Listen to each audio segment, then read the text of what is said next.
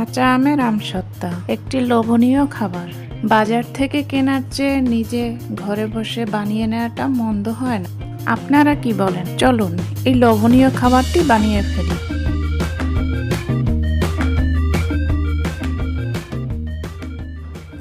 আসসালামু আলাইকুম, আমি খাদিজা আক্তার সুমনা ঢাকা থেকে বলছি। এখন কাঁচা আমের সিজন শেষ, তারপরও আপনাদের কাছে যদি থেকে থাকে তাহলে আপনারা বানিয়ে ফেলুন।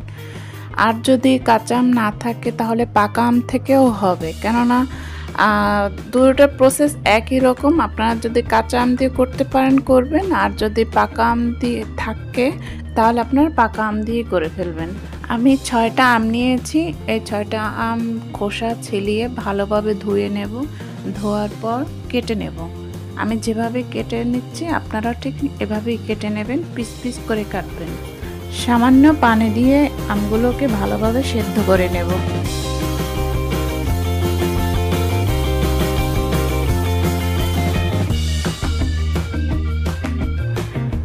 আমগুলো সেদ্ধ হয়ে গেলে ডাল ঘুটনি দিয়ে ভালোভাবে ঘুটে নেব। তারপর এগুলো সব ছেঁকে নেব।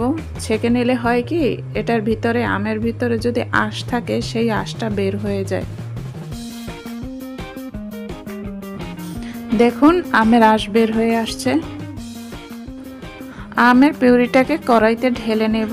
আমি জিরা আর মৌরি টেলে গুঁড়ি করে নেব। মৌরি হচ্ছে যে আপনারা মিষ্টি জিরা বলেন। সাথে চিলি ফ্লেক্স অ্যাড করব এবং 1 কাপের বেশি একটু আমি চিনি দিয়ে দেব। যদি প্রয়োজন পড়ে পরবর্তীতে অ্যাড করা যাবে। সাথে আমি তেজপাতা আর 1 টুকরো দারচিনি দিয়ে দিছি, আর 1 চামচ মরিচের গুঁড়ো দিয়ে দিলাম যেন কালারটা সুন্দর আসে আর একটু ঝাল ঝাল হয়, এবং পরিমাণ মতো একটু লবণ দিয়ে দিলাম। আমার একটু চিনি অ্যাড করা লাগছিল। দেখুন আমার আমসত্ত্বাটা হয়ে গেছে। বুঝবেন কিভাবে হলে, যখন থকথকে ভাব হবে এবং খুন্তি থেকে কড়াইতে এভাবে পড়বে। একটি স্টিলের পাত্র নিয়ে নিলাম এবং একটু সরিষার তেল দিয়ে মাখিয়ে নিলাম যাতে আমসত্ত্বটির নিচে না লেগে না যায়। পাত্রটিতে এখন আমসত্ত্বটি আমি ঢেলে নিচ্ছি। তারপর এভাবে আপনারা রোদে শুকিয়ে নেবেন। আমি 3-4 দিনের বেশি একটু রোদে শুকিয়ে নিয়েছি। আপনাদের পছন্দ অনুযায়ী পাতলা করে শুকাতে পারবেন, এবং মোটা করে যদি খেতে তাহলে মোটা করে প্রলেপ দিয়ে আপনারা শুকিয়ে নেবেন। তৈরি হয়ে গেল আমার আমসত্ত্ব। আজ এ পর্যন্ত। সবাই ভালো থাকবেন। আল্লাহ হাফেজ।